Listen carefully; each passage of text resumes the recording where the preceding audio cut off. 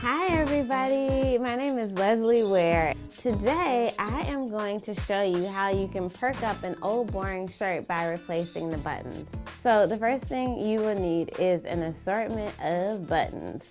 The next thing you're going to need is thread, a needle, and you'll need scissors. And of course you're going to need that kind of boring shirt.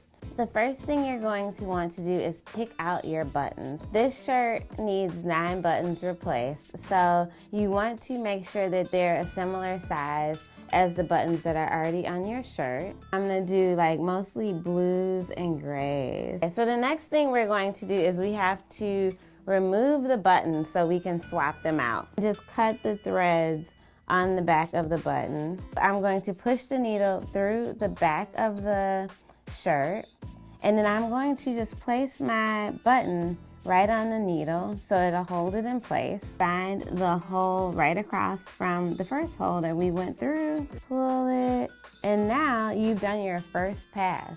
So you need to do that 5 more times through the first 2 holes. And then I'm gonna jump to the next set of holes.